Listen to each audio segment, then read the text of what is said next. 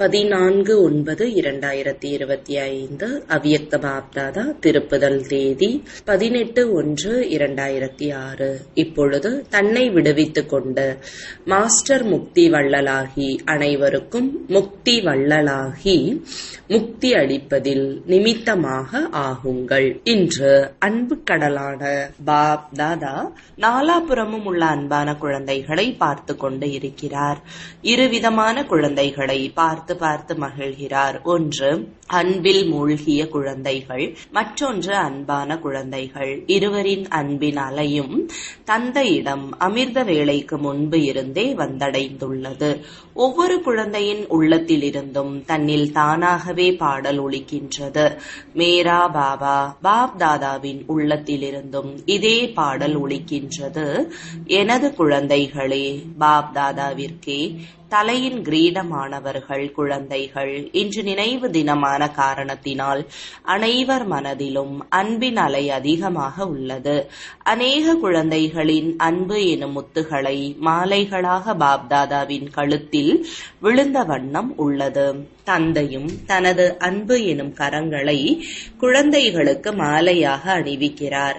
எல்லையில்லாத பாப்தாதாவின் மாபெரும் கரங்களுக்குள் அடங்கியுள்ளனர். இன்று அனைவரும் விசேஷமாக அன்பெனும் விமானத்தில் வந்து சேர்ந்துள்ளீர்கள். தொலைதூரத்தில் இருந்தும் மனம் எனும் விமானத்தில் அவ்யக்த ஒளியுடல் ஃபரிஷ்தா ரூபத்தில் வந்துள்ளீர்கள்.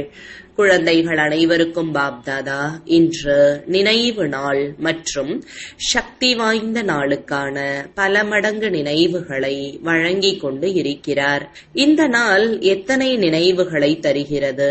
மேலும் ஒவ்வொரு நினைவும் நொடியில் சக்திசாலியாக மாற்றிவிடுகிறது. நினைவுகளின் பட்டியல் ஒரு நொடியில் நினைவிற்கு வருகிறது அல்லவா? நினைவு எதிரில் வந்த மாத்திரமே சக்தியின் பெருமிதம் போதையாக ஏறுகிறது. முதன்மையான நினைவு இருக்கிறதா? தந்தையின் குழந்தையான அந்த நாளில் தந்தை எதனை நினைவூட்டினார்? கல்பத்திற்கு முன்னால் இருந்த பாக்யவான் ஆத்மாக்கள் நீங்கள். இந்த முதல் நினைவால் என்ன மாற்றம் நிகழ்ந்தது என்று நினைத்து பாருங்கள். ஆத்ம உணர்வுடையவரானதால் பரமாத்ம தந்தையின் அன்பின் பெருமிதம் போதை என ஏறியதா? ஏன் போதை ஏறியது? உள்ளத்திலிருந்து முதலில் வெளிப்பட்ட அன்பான வார்த்தை என்ன? என்னுடைய இனிமையான பாபா. இந்த பொன்னான சப்தம் வெளிவந்தவுடன் என்ன போதை ஏறியது? பரமாத்மாவின் பிராப்திகள் அனைத்தும் என்னுடைய பாபா என்று சொன்னவுடன் அதை தெரிந்து கொண்டதால், ஏற்றுக்கொண்டதால் உங்களுடையதாக ஆகிவிட்டது. அனுபவம் உள்ளதல்லவா? என்னுடைய பாபா என்று சொன்ன உடனேயே எத்தனை பிராப்திகள் உங்களுடையதாகிவிட்டது. எங்கே பிராப்திகள் இருக்குமோ அங்கு நினைவு செய்ய வேண்டியது இல்லை, தானாகவே வந்துவிடும், சுலபமாகவே வந்துவிடும். ஏனென்றால் எனதாகிவிட்டது. தந்தையின் பொக்கிஷம் எனது பொக்கிஷம் ஆகிவிட்டது. எனது என்பதை நினைவு செய்ய வேண்டியது இல்லை, இயல்பாகவே இருக்கும். எனது என்பதை மறப்பதே கடினம், நினைப்பது கடினம் அல்ல. எனது இந்த தேகம் மறக்கிறதா? அனுபவம் உள்ளதல்லவா? மறக்க வேண்டியுள்ளது எனதல்லவா? ஆகவே எங்கே எனது என்ற உணர்வு உள்ளதோ அங்கே நினைவு சகஜமாகிறது. அவ்வாறே நினைவு சக்தி வாய்ந்த ஆத்மாவாக மாற்றியது. ஒரே சொல் என்னுடைய பாபா, அவ்வளவுதான். பாக்ய வள்ளல் அழியாத பொக்கிஷத்தின் தலைவனையே எனது என்று ஆக்கிவிட்டீர்கள். அத்தகைய விந்தை செய்யும் குழந்தைகள் அல்லவா? பரமாத்மாவின் பராமரிப்பிற்கே அதிகாரி ஆகிவிட்டீர்கள். கல்பத்திலேயே ஒரே ஒரு முறை பரமாத்ம பாலனை கிடைக்கின்றது. ஆத்மாக்கள் மற்றும் தேவ ஆத்மாக்களின் பாலனை கிடைக்கிறது. ஆனால் பரமாத்ம பாலனை ஒரு பிறவியில் மட்டுமே கிடைக்கிறது. இன்று நினைவு மற்றும் சக்தி வாய்ந்த நன்னாளில் பரமாத்ம பாலனையின் பெருமிதம், மகிழ்ச்சி சகஜமாகவே நினைவிற்கு வருகிறது அல்லவா? ஏனென்றால் இன்றைய வாயுமண்டலம் எளிதான நினைவை தருகிறது. எனவே இன்று சகஜ யோகி ஆனீர்களா? அல்லது இன்றும் நினைவிற்காக யுத்தம் நடைபெற்றதா? ஏனென்றால் இன்றைய நாளை அன்பு நிறைந்த நன்னாளாக அழைக்கப்படும். இந்த அன்பு உழைப்பை நீக்கி அன்பு அனைத்தையும் லகுவாக மாற்றிவிடும். ஆக இன்று அனைவரும் விசேஷமாக சகஜ யோகி ஆனீர்களா அல்லது கடினமானதா? இன்று யாருக்கெல்லாம் கடினமானதோ அவர்கள் கைகளை உயர்த்துங்கள். யாருக்கும் இல்லையா? அனைவரும் சகஜ யோகி ஆனீர்களா? நல்லது. சகஜ யோகி ஆனீர்களா? இன்று மாயைக்கு விடுமுறை கொடுத்து விட்டீர்கள். இன்று மாயை வரவில்லையா? இன்று மாயைக்கு விடை கொடுத்து அனுப்பிவிட்டீர்களா? நல்லது. இன்று விடை கொடுத்து அனுப்பிவிட்டீர்கள். அதற்கு வாழ்த்துக்கள். இவ்வாறாக அன்பிலேயே மூழ்கி இருந்தால் மாயைக்கு சதா காலத்திற்கும் விடை கொடுத்து அனுப்பிவிடலாமே. ஏனென்றால் இப்பொழுது 70 ஆண்டுகள் பூர்த்தியானது. இந்த ஆண்டினை பாப்தாதா விலகியிருக்கும் ஆண்டாக, அனைவருக்கும் அன்பான ஆண்டாக, உழைப்பிலிருந்து விடுபட்ட ஆண்டாக, இன்னலற்ற ஆண்டாக கொண்டாட விரும்புகிறார். உங்கள் அனைவருக்கும் பிடித்துள்ளதா? முக்தி ஆண்டாக கொண்டாடலாமா? ஏனென்றால் முக்தி தாமம் செல்ல வேண்டும். முக்தி வள்ளல் தந்தையுடன் இணைந்து அநேக அமைதி இழந்து துயரத்தில் வாடும் ஆத்மாக்களுக்கு முக்தி தர வேண்டும். எனவே மாஸ்டர் முக்தி வள்ளல் நீங்கள் முதலில் முக்தி அடைந்தால்தான் முக்தி ஆண்டை கொண்டாட முடியும் அல்லவா? ஏனென்றால் பிராமண ஆத்மாக்கள் நீங்கள் முக்தி அடைந்து அநேகருக்கு முக்தி தர நிமித்தமானவர்கள். ஒரு சொல் முக்திக்கு மாறாக பந்தனத்தில் கட்டிவிடுகிறது, இன்னலுக்கு அடிமையாக்குகிறது. அது இப்படி இல்லை, அப்படி என்பதாகும். அப்படி இல்லை, இப்படி இன்னல் நேரும் பொழுது பாபா இப்படி இல்லை, அப்படி இருந்தது, இவ்வாறு நடக்கவில்லை என்றால் அவ்வாறு நடந்திருக்கும் என்று சாக்குப்போக்கின் விளையாட்டை விளையாடுகிறார்கள். பாப்தாதா அனைத்து கோப்புகளையும் பார்த்தார். ஃபைலில் என்ன பார்த்தார்? பெரும்பாலோர் அவர்களினுடைய கோப்புகள் உறுதிமொழியால் நிரம்பி இருந்தது. மிகவும் விருப்பத்தோடு உறுதிமொழி தருகிறார்கள், சிந்திக்கிறார்கள். ஆனால் இதுவரையிலும் கோப்புகள் பெரியதாகிக் கொண்டே செல்கிறது. எதுவுமே முடிவிற்கு வரவில்லை. உறுதிமொழிக்காக கூறப்படுகிறது, உயிரே போனாலும் கொடுத்த வாக்கு மீறக்கூடாது. இன்று பாப்தாதா அனைவரின் கோப்புகளையும் பார்த்தார். மிக நல்ல நல்ல உறுதிமொழிகளை அதிகமாக வைத்துள்ளீர்கள். மனதாலும் செய்தீர்கள், எழுதியும் வைத்துள்ளீர்கள். ஆக இந்த ஆண்டு என்ன செய்வீர்கள்? மேலும் ஃபைலை சேர்ப்பீர்கள் அல்லது கொடுத்த வாக்கை முடித்து விடுவீர்களா? என்ன செய்வீர்கள்? முதல் வரிசையில் உள்ளவர்கள் சொல்லுங்கள், பாண்டவர்கள் சொல்லுங்கள், ஆசிரியர்கள் சொல்லுங்கள். இந்த ஆண்டு பாப்தாதாவிடம் வளர்ந்து கொண்டே இருக்கும் கோப்புகளை எல்லாம் முடிவிற்கு கொண்டு வருவீர்களா? அல்லது இந்த ஆண்டும் ஃபைலில் பேப்பரை சேர்த்து கொண்டே செல்வீர்களா? தலை குனிய வேண்டும், மாற வேண்டும், பொறுத்து கொள்ள வேண்டும், கேட்கவும் வேண்டும். ஆனால் மாறியே தீருவேன் என்பவர்கள் கைகளை உயர்த்துங்கள். பாருங்கள், அனைவரையும் படம் பிடியுங்கள். 4 தொலைக்காட்சி உள்ளது, எல்லா பக்கமும் படம் பிடியுங்கள். இதை பதிவேட்டில் வையுங்கள். பாபாவிற்கு இதை படம் பிடித்து கொடுங்கள். தொலைக்காட்சியை இயக்குபவர்கள் எங்கே இருக்கிறீர்கள்? பாப்தாதாவும் கோப்பின் பலனை பெற வேண்டும். வாழ்த்துக்கள், வாழ்த்துக்கள். தனக்காக கைத்தட்டுங்கள். பாருங்கள், ஒரு புறம் அறிவியல், மறுபுறம் 3ஆம் தரமான மனிதர்கள். 3வது பாவ ஆத்மாக்கள். அனைவரும் அவரவரது காரியத்தில் முன்னேறிக் கொண்டே இருக்கிறார்கள். புத்தம் புதிய திட்டங்களை அமைக்கிறார்கள். நீங்களோ உலகையே படைப்பவரின் பிள்ளைகள். நீங்களும் இந்த ஆண்டு புதிய சாதனத்தை கையாளுங்கள். உறுதிமொழி உறுதியாகட்டும். ஏனென்றால் அனைவரும் வெளிப்பாட்டை விரும்புகிறார்கள். எவ்வளவு செலவு செய்கிறீர்கள்? ஆங்காங்கே பெரிய பெரிய நிகழ்ச்சிகளை நடத்துகிறீர்கள். ஒவ்வொரு துறையினரும் நன்கு முயற்சி செய்கிறீர்கள். ஆனால் இந்த ஆண்டு ஒன்றை இணையுங்கள். எந்த சேவை செய்தாலும், வார்த்தைகளின் சேவையாக இருந்தாலும், வார்த்தை மட்டுமல்லாது மனம், சொல் மற்றும் அன்பின் ஒத்துழைப்பு எனும் செயல் என ஒரே நேரத்தில் 3 சேவை நடைபெற வேண்டும். பாப்தாதா விரும்பும் வண்ணம் பலன் இருப்பது இல்லை. நீங்களும் வெளிப்பாட்டையே விரும்புகிறீர்கள். ஆரம்பம் முதல் இன்று வரையிலும் மிக நன்றாக உள்ளது, அனைவரும் நன்றாக உள்ளது, நன்றாக உள்ளது, மிக நன்றாக உள்ளது என்றே சொல்லி செல்கிறார்கள். ஆனால் நல்லவர்களாக மாறுவதே வெளிப்பாடு. ஆகவே இப்பொழுது ஒன்றை இணையுங்கள். ஒரே நேரத்தில் மனம், சொல், செயலால் அன்பான ஒத்துழைப்பு தருவது. உடனிருக்கும் பிராமணரும் வெளியில் சேவையில் நிமித்தமானவரும் துணையாக இருப்பவரும் அன்பின் ஒத்துழைப்பு தருவது. இதுவே செயல் வடிவத்தில் சேவையில் நற்பெயர் பெறுவதாகும். இப்படி சொல்லக்கூடாது, இவர் இப்படி செய்ததால் இப்படி செய்ய வேண்டியதாக ஆயிற்று, அன்பிற்கு மாறாக சிறிதளவு பேச வேண்டியுள்ளது, பாபா என்று சொல்வது இல்லை, இதனை செய்ய வேண்டியுள்ளது, சொல்ல வேண்டியுள்ளது, பார்க்க வேண்டியுள்ளது என்றெல்லாம் இருக்கக்கூடாது. இத்தனை ஆண்டுகள் படித்து விட்டீர்கள், பாப்தாதா அனுமதி கொடுத்து விட்டார், இப்படியே இன்னும் எவ்வளவு நாள் செய்து கொண்டிருப்பீர்கள்? ஆனால் இன்னும் எதுவரை பாப்தாதாவுடன் அனைவரும் ஆன்மீக உரையாடலில் பெரும்பாலும் பாபா எப்பொழுது திரையை திறப்பீர்கள் என்று கேட்கிறீர்கள். எதுவரையில் நடக்கும்? அவ்வாறே பாப்தாதாவும் உங்களிடம் கேட்கிறார். இன்று பழைய வார்த்தை, பழைய நடத்தை, அலட்சியம், கசப்பு தன்மை, இன்னும் எதுவரை? பாப்தாதாவின் கேள்வியும் இதுவே. எதுவரை? நீங்கள் பதில் கொடுங்கள். அப்பொழுது பாப்தாதாவும் பதில் தருவார். எப்பொழுது விநாசமாகும் என்று கூறுவார். ஏனென்றால் பாப்தாதா விநாசத்திற்கான திரையை இப்பொழுதே கூட ஒரு நொடியில் திறக்க முடியும். ஆனால் முதலில் ராஜ்யம் செய்பவர்கள் தயாராக உள்ளீர்களா?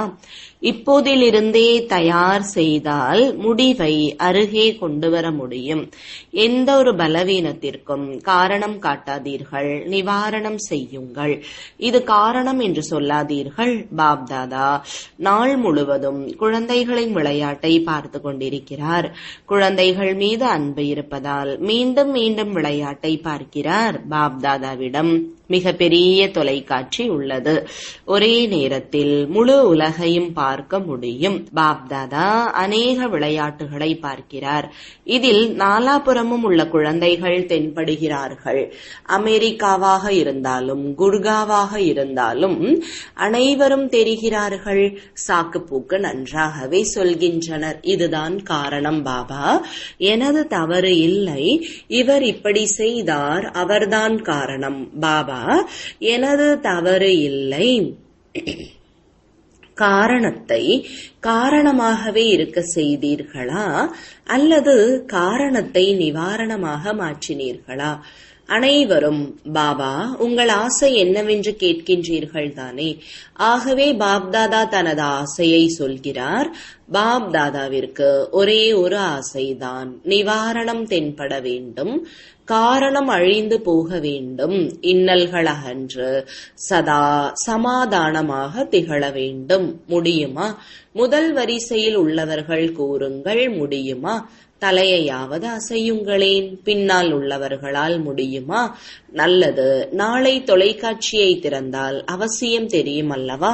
நாளை பார்க்கும் பொழுது அயல் நாடாக இருந்தாலும் குக்கிராமமாக இருந்தாலும் பெரிய மாநிலமாக இருந்தாலும் எங்குமே காரணங்கள் தென்படக்கூடாது. உறுதியா? இதில் ஆம் என்று சொல்லவில்லையே, உறுதிதானே? கைகளை உயர்த்துங்கள். பாப்தாதா மகிழும் வண்ணம் கைகளை உயர்த்துகிறார்கள். கை உயர்த்துவதில் அதிசயம் குழந்தைகளுக்கு மகிழ்விக்க தெரிகிறது. ஏனென்றால் பாப்தாதா பார்த்து சிந்திக்கிறார். கோடியில் ஒருவரான நீங்கள், சிலரிலும் சிலரான நீங்களே நிமித்தமாக உள்ளீர்கள். குழந்தைகளான உங்களை அன்றி வேறு யார் செய்வார்கள்? நீங்களே செய்தாக வேண்டும். பாப்தாதாவிற்கு குழந்தைகளாகிய உங்கள் மீது நம்பிக்கை உள்ளது. மேலும் வருபவர் மற்றவர்களும் உங்கள் நிலையை பார்த்து சரியாகி விடுவார்கள். கடினமாகாது. நீங்கள் மாறிவிடுங்கள் போதும். ஏனென்றால் நீங்கள் பிறந்த நாள் அன்றே உறுதி செய்துள்ளீர்கள். துணையாக இருந்து செயல்படுவோம். பாபா உடனேயே செல்வோம். பிரம்மா பாபாவுடன் ராஜ்யம் செய்ய வருவோம். இந்த உறுதியை கொடுத்தீர்கள் தானே. உடன் இருப்போம், உடன் செல்வோம் என்றால் உடன் இருந்து சேவையிலும் துணை புரிவீர்கள் தானே. இப்பொழுது என்ன செய்யலாம்? கைகளை நன்கு உயர்த்துகிறீர்கள். பாப்தாதா மகிழ்ச்சி அடைகிறார். ஏதேனும் விஷயங்கள் வரும்பொழுது நாம் இந்த தேதியில் இந்த நாளில் இதற்காக கைகளை உயர்த்தினோம் என்பதை நினைத்தாலே போதும், உதவி கிடைத்துவிடும். நீங்கள் ஆகவே வேண்டாம். இப்பொழுது அதனை துரிதப்படுத்துங்கள். நாம் முந்தைய கல்பம் இருந்தோம் என நினைக்கிறீர்கள் தானே.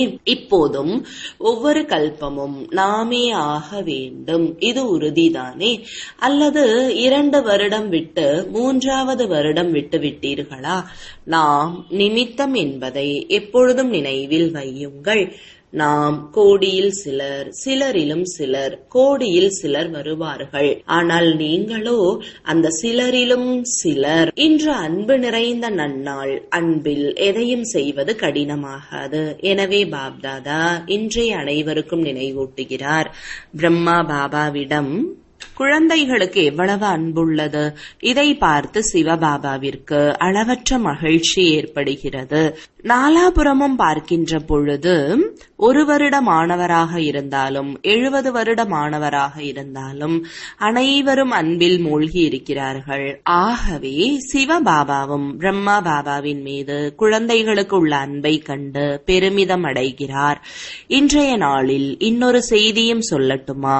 இன்று அட்வான்ஸ் பார்ட்டியினரும் பாப்தாதாவின் முன்பு தோன்றுகின்றனர். ஆகவே அட்வான்ஸ் பார்ட்டியினரும் பாபாவும் சேர்ந்து எப்பொழுது முக்திதாமத்தின் கதவை திறப்பீர்கள் என கேட்கின்றனர். அட்வான்ஸ் பார்ட்டியின் அனைவரும் இன்று பாப்தாதாவிடம் எங்களுக்கும் தேதி சொல்லுங்கள் என்று கேட்கிறார்கள். என்ன பதில் தரட்டும்? என்ன பதில் சொல்லட்டும்? பதில் தருவதில் யார் புத்திசாலி? பாப்தாதா மிக விரைவாகவே நடந்தேறும் என்று சொல்கிறார். ஆனால் பாப்தாதாவிற்கு குழந்தைகளாகிய உங்கள் உதவி தேவைப்படுகிறது. அனைவரும் உடன் செல்வோம் அல்லவா? உடன் இணைந்தே செல்பவர்களா அல்லது நின்று நின்று தயங்கி செல்பவர்களா? உடன் செல்பவர்கள் தானே. உடன் செல்வதில் விருப்பம் தானே. அப்படி என்றால் சமமாக வேண்டும். உடன் சேர்ந்தே செல்ல வேண்டும் என்றால் சமமாகியே தீர வேண்டும். பழமொழி என்ன உள்ளது? கையோடு கை சேர்த்து உடன் செல்வோம். கையோடு கை என்றால் சமநிலை. தாதிகள் சொல்லுங்கள், தயாராவீர்களாம்? கைகளை உயர்த்துங்கள். உங்களை பெரியவர்கள் என்று சொல்கிறார்கள். சொல்லுங்கள், தாதா மற்றும் தாதிகள். ஏதேனும் தேதி உள்ளதா? இப்பொழுது இல்லை என்றால் எப்பொழுதும் இல்லை. இதன் பொருள் என்ன? இப்பொழுது தயார்தானே? நன்றாக பதில் தருகிறீர்கள். தாதிகள் முழுமை அடைந்தே ஆக வேண்டும். சிறியவர்கள் பெரியவர்கள் ஒவ்வொருவரும் இதில் பொறுப்பேற்க வேண்டும். இதில் சிறியவர் ஆகக்கூடாது. 7 நாள் குழந்தைகளும் பொறுப்பானவரே. ஏனென்றால் உடன் செல்ல வேண்டும் தானே. தனியாக செல்ல வேண்டும் என்றால் தந்தை சென்று விடுவார். ஆனால் தந்தை செல்ல முடியாது. உடன் அழைத்தே செல்ல வேண்டும். தந்தைக்கும் குழந்தைக்கும் உறுதிமொழி இதுவேதான். உறுதிமொழியை காப்பாற்ற வேண்டும் அல்லவா? நல்லது. நாலாபுறமிருந்தும் கடிதம், நினைவுகள், இமெயில், தொலைபேசி அழைப்புகள் வந்த வண்ணம் உள்ளது. இங்கு மதுவனத்தில் வந்தது, அங்கு வதனத்திலும் வந்து சேர்ந்தது. இன்றைய நாளில் பந்தனத்தில் உள்ள தாய்மார்களின் அன்பு நிறைந்த மனதின் நினைவுகளும் பாப்தாதாவை வந்தடைந்தது. அத்தகைய அன்பான குழந்தைகளை பாப்தாதா மிக அதிகமாக நினைவு செய்கிறார். ஆசிகளும் தருகிறார். நல்லது. நாலாபுறமும் உள்ள அன்பான அன்பில் ஒன்றி போன குழந்தைகளுக்கு எப்பொழுதும் ஸ்ரீமத் படியே ஒவ்வொரு அடியையும் வைத்து பல மடங்கு சேமிப்பை செய்யும் ஞானம் நிறைந்த சக்திசாலி குழந்தைகளுக்கு என்றென்றும் அன்பாகவும் சுயமரியாதையிலும் இருந்து பிறருக்கும் சுயமரியாதை கொடுக்கும் குழந்தைகள். இவ்வாறெல்லாம் எப்பொழுதும் பாபாவின் அடி மீது அடி வைத்து செல்லும் சகஜயோகி குழந்தைகளுக்கு பாப்தாதாவின் அன்பு நினைவுகளும் வணக்கங்களும். ஆன்மீக தந்தைக்கு ஆன்மீக குழந்தைகளின் அன்பு நினைவுகளும் வணக்கங்களும். வரதானம்: தெளிவான புத்தி எனும் கோட்டின் ஆதாரத்தால் முதல் எண்ணில் தேர்ச்சி அடையும் எவரெடி ஆகுக. விளக்கம்: எப்பொழுதும் தயாராக இருப்பது, இதுவே பிராமண வாழ்வின் சிறப்பியல்பு. தந்தையிடமிருந்து எந்த கட்டளை கிடைத்தாலும் ஏற்கும் அளவிற்கு புத்தி எனும் கோடு தெளிவாக இருக்க வேண்டும். அந்த சமயத்தில் எதுவும் சிந்திக்க வேண்டிய அவசியம் இல்லை. எதிர்பாராது ஒரே கேள்வி வரும், கட்டளை வரும், இங்கேயே அமருங்கள், இங்கு செல்லுங்கள் என்று. அப்பொழுது எந்த விஷயமோ சம்பந்தமோ வராத போதே முதல் எண்ணில் வெற்றி அடைய முடியும். ஆனால் இவை அனைத்தும் எதிர்பாராத சோதனை தாளாகவே இருக்கும். எனவே எதற்கும் தயாராக இருங்கள். ஸ்லோகன்: மனதை சக்திசாலியாக வைப்பதற்கு ஆத்மாவிற்கு ஈஸ்வரிய நினைவு மற்றும் சக்தி எனும் உணவை தாருங்கள். அவ்யக்த சமிஞ்சை: இப்பொழுது ஈடுபாடு எனும் அக்னியை மூட்டி யோகத்தை ஜுவாலை ரூபமாக ஆக்குங்கள். அநேக குழந்தைகள் நினைவில் அமரும் பொழுது ஆத்ம உணர்வுடையவர் ஆவதற்கு பதிலாக சேவை நினைவிற்கு வருகிறது என்று சொல்கிறார்கள். ஆனால் அப்படி இருக்கக்கூடாது. ஏனென்றால் இறுதி நேரம் அஷரீரி ஆவதற்கு பதிலாக சேவை குறித்த எண்ணம் வருமேயானால் ஒரு நொடிக்கான சோதனை தாளில் தோல்வியே அடைய நேரிடும். அந்த சமயம் ஒரு தந்தையை தவிர நிராகாரி, நிர்விகாரி, நிரகங்காரி இவையன்றி வேறு நினைவு கூடாது. சேவை எனும் பொழுது உடல் நினைவில் வந்துவிடக்கூடும். எனவே தேவையான நேரத்தில் அந்த மனநிலையில் நிலை பெற முடியவில்லை என்றால் ஏமாற்றமே கிடைக்கும். ஓம் சாந்தி.